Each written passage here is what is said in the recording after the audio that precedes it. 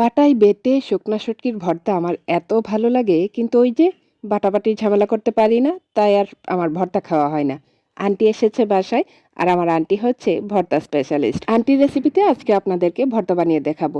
এক বাটি শুকনা শুটকি শুকনো একটি কড়াইতে টেলে নিয়েছি, তারপর ভালো করে ধুয়ে নিয়েছি। আর এই যে মহাশয়, এই মহাশয়কে আমি খুব একটা ব্যবহার করি না, কারণ ওই যে আগেই বলেছি ব্যবহার করতে পারি না, তাই এই কাজের ভার আন্টির উপরই ছেড়ে দিলাম। আন্টি প্রথমে শুকনো মরিচগুলোকে লবণ দিয়ে বেটে নিয়েছে, খুব মিহি করে বাটতে হবে কিন্তু। আর এখন ধনেপাতা বেটে নিচ্ছে।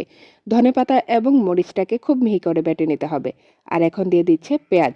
পেঁয়াজটাকে প্রথমে থেতো করে নিয়েছে, আর এখন আধা ভাঙা করে, অর্থাৎ মিহি করতে হবে না এমনভাবে বেটে নিয়েছে। আর এখন দিয়ে দিচ্ছে ধুয়ে রাখা শুটকিগুলো। শুটকিগুলোকেও আধা ভাঙা করে বেটে নিতে হবে। শুটকিগুলোকে কিন্তু মিহি করে বাটার দরকার নেই। তারপর সবকিছু ভালো করে মিশিয়ে নিলেই কিন্তু আমার ভর্তাটা রেডি। এখানে কিন্তু কোনো তেলের দরকার নেই। গরম ভাত দিয়ে যখন এই ভর্তাটা খাবেন, দাঁতের নিচে শুটকির দানা পড়বে, তারপর পেঁয়াজ কুচি পড়বে, দারুণ লাগে খেতে।